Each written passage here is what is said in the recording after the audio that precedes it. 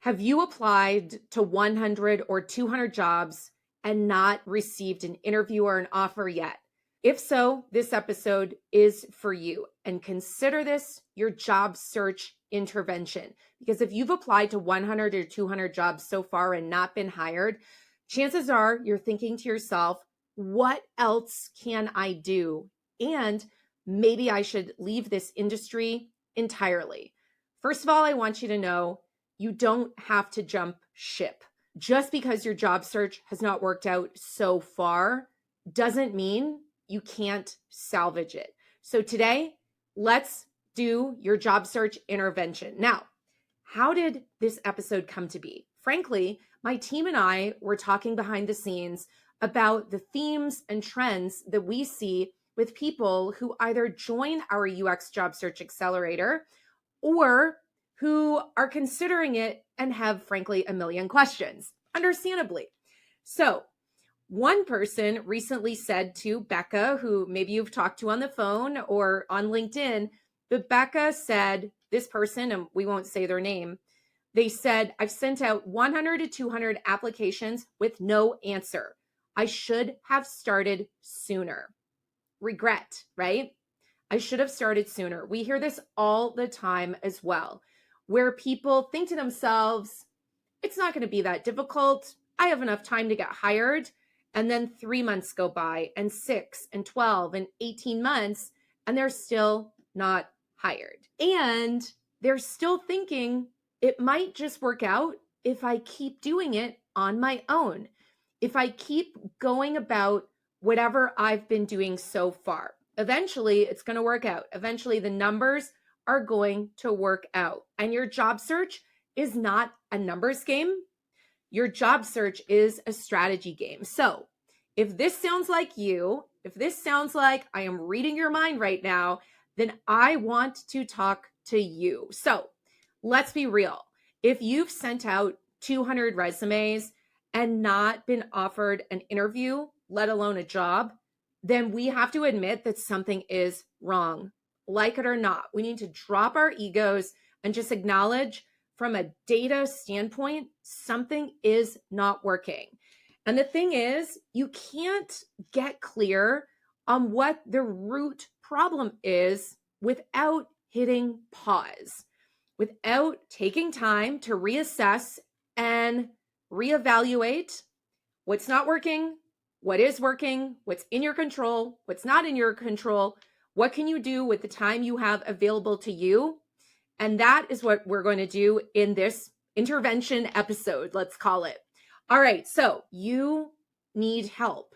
And sometimes it's helpful to think of situations that are not related to your job search. So let's imagine you're trying to sell your house, and your house has been on the market for 2 years, and it still hasn't sold yet. Well, guess what? That would mean something needs to change, right? And likely, if your house had not sold even after 6 months or 1 year, you would have done something because you'd be thinking to yourself, my house hasn't sold yet. Maybe I need to change my approach, right? Maybe you'd get a new realtor. Maybe you'd have someone do some staging to make it look better or take better photos, but you wouldn't just wait and think to yourself, I'll see what happens. And 1 year goes by and 2 years goes by, etc., right? That wouldn't make sense. Same thing, maybe you're struggling with mental health, right? And maybe you are reading a bunch of books or kind of piecing your own plan together, or maybe you also have a therapist. But after 1 year, if you were still not feeling like yourself, if you were still suffering from whatever symptoms that were impacting you, you would probably think to yourself, something's not working. Maybe I need a second opinion. Maybe I need a different approach, right? You wouldn't just continue to spend time and money on books or on therapy or whatever and just think to yourself, well, eventually time will be on my side, right? If you were the CEO of a startup and you launched your beta, and after, 4 months, 0 people signed up to your beta, you wouldn't just sit there and think to yourself, well, let's just keep doing what we're doing. And maybe in 6 months or in 8 months, people will join our beta, right? No, you'd be thinking to yourself, oh shit, people have not signed up yet. It's been 4 months. Something is broken, right? That is what a CEO would do. And if your job search is not working after applying to 200 jobs, it's the same as a startup CEO, right? It's a sign that something is not working and you need to change your strategy. You really don't want to just cross your fingers and hope the tides change, because it didn't change after 50 applications. It didn't change after 75 applications. It didn't change after the 99th application. So that is our reality that we really need to address. Now, I said this is an intervention, so we're going to come with solutions too. But what is likely happening here, it's really a matter of you're too close to the problem. And one of the tricky things with these scenarios is that there may be people around you that see the problem, but they might be too nice to tell you the truth, right? Or maybe they just frankly don't know how to help you. Or maybe they are too busy, right? Maybe you've asked your friends or former colleagues or mentor or teacher or old boss or something like that for help. And maybe they say they're going to help, but they don't. Why is that? Because they're human. They're busy. They have their own job. They have their own life, etc. And even with the best intentions, sometimes people just cannot help you. And it's not their fault, because this problem is not theirs to solve. It's your problem to solve. And it's your opportunity to take ownership and grow, not just professionally, but also personally, because growth doesn't come from doing the same thing 100, 200, 300 times and not getting the outcome you want, right? Growth comes from accepting the reality of a situation, even if it means you've been wrong and whatever you're doing isn't working. And it's accepting that and then looking at that as an invitation to look inward, to learn something, to pivot, to change your approach and maybe have a different outcome, right? And Career Strategy Lab, my UX job search accelerator, it doesn't have to be the thing that you decide to join or do or program you follow. I don't care. There's lots of other avenues to get external advice and structure and feedback and accountability, etc. But I'm just going to talk through the lens of Career Strategy Lab because that's what I live and breathe, frankly. But whatever you do decide to do as your pivot, whatever advice you decide to follow and hopefully to implement, there are some things I want you to consider. So let's talk about facts, right? It's really, really important when we are stuck that we separate emotions from facts. Earlier today, I had a call with an attorney and I said a few things and made a few points. And then I said to her, if you think, Sarah, you're speaking from like a very emotional place right now, and let me tell you the facts. I said, tell me that. And she said, no, I totally see where you're coming from. And you are speaking from the facts. And, we went on with the conversation. But sometimes it is very helpful to gut check because it is so easy to let our emotions take over. So facts. What are the facts of the scenario? Fact number one, right? Whatever you're doing isn't working because you've not received offers and or interviews. And now, sure, the job market may not be the best, right? There may be a lot of competition. There could be layoffs. There could be problems that are impacting our job search that are outside of our control. And I want to highlight outside of our control, because we can't control the job market. We can't control that a bunch of government employees were recently laid off and, coming into the job market, right? We can't control those things. But we also have to recognize the part of the problem that is us. That is our actions, our mindset, etc. And so I challenge you to think about things such as your confidence. Is your confidence being affected and changing how you show up in interviews? Is your confidence impacting how you show up on LinkedIn? Are you using LinkedIn to vent all your grievances and frustrations with the job market and recruiters and hiring managers and the world, etc.? And if so, what first impression is that giving, right? It's not giving a great first impression. Another thing to think about is, are you articulating your story and your value clearly? Do you actually believe the story you tell? Or when you read your resume, are you thinking, I don't believe that, and I still have these imposter thoughts and doubts going through my head, right? Are you potentially underselling yourself, right? Are you playing small? Are you maybe allowing what former bosses, managers, colleagues, etc., said to you in a previous job or a toxic workplace to belittle you, and the remnants of that are not allowing you to speak in your true power and thus articulate the real amazing work and talent that you have to offer, because you've been made small by jerks in the past, to be frank. And is your resume or LinkedIn and portfolio really, really what you need to stand out in 2025, right? There is competition. You cannot sound like everyone else. Your resume, your portfolio cannot be cookie cutter.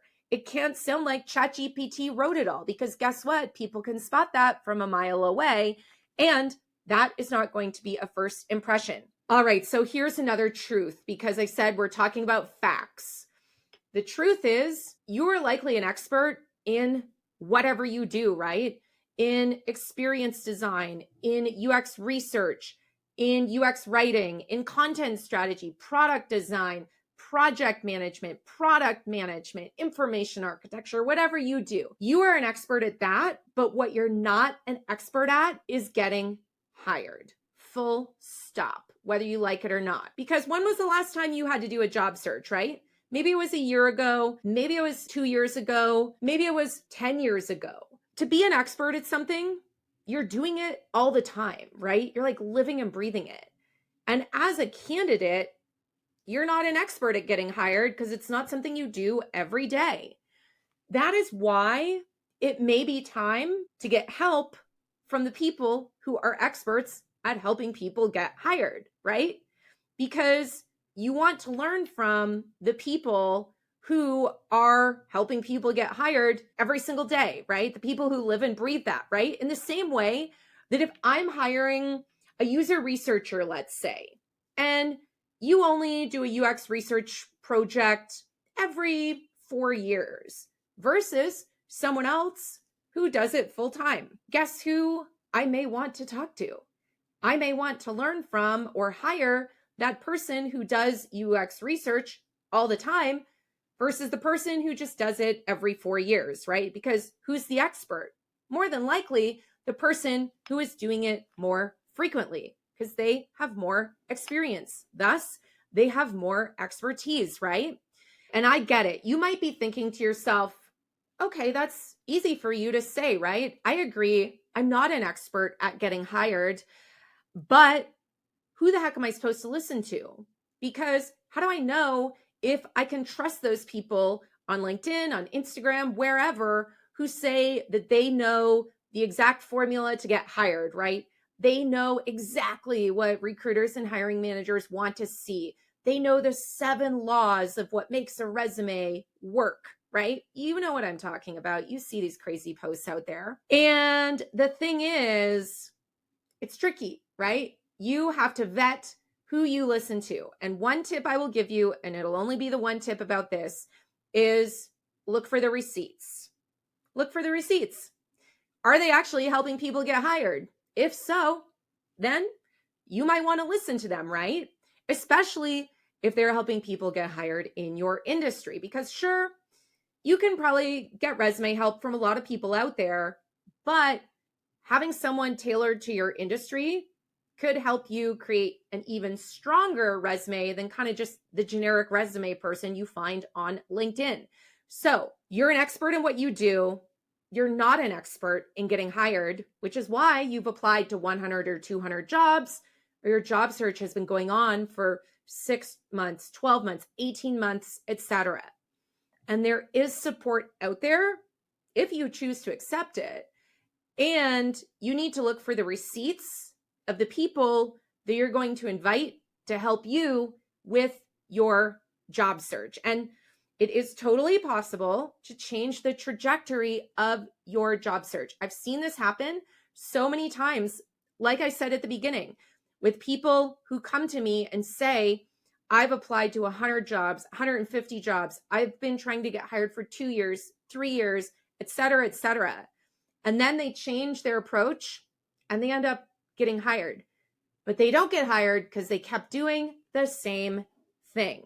Now, another thing I want to point out is that this whole journey of getting hired, sure, you want to get hired, but this isn't just about what you want. It really is about who are you and who are you becoming, right? Because the fact that you have stuck it out for so long in your job search tells me that you've already proven that you're not going to give up, right? You're not a failure because you kept going. You've applied to 100, 200 jobs. That shows me that you are persistent, but you are someone who also needs to pause to look at the data and make a strategic change. And so the intervention moment here is really for you to ask yourself, am I going to change? Am I going to do something different? Or am I just going to keep going down the same path that I've been on for however long you've been on it? It's really a fork in the road here. And if you are wanting to do something differently, and you also maybe have listened to every episode of this podcast, or maybe you just found this one and it's the first one you've listened to, but maybe you've heard about my UX Job Search Accelerator, or a friend told you about it, or a former boss or something like that. If you want to learn more, or if you're thinking to yourself, I want to pursue that, then I'd love to talk to you. The best way to talk to me is on LinkedIn. I will leave my LinkedIn in the show notes of this episode, so you can just click it and find me, or just search me. It's very easy. Just search Sarah Doody, Doody, on LinkedIn. And I would be happy to chat about the role that my team and I can play in your job search intervention. Because you're not broken, you just don't know a better way. And that's not your fault, because this isn't stuff you are taught in school, right? This isn't a course that's in college or high school, or that your previous company taught you, or your boss. This is important stuff that is overlooked in the education of life, frankly. So I am cheering for you. I cannot wait to talk to you if you want. And I'll see you on another episode. Talk to you soon.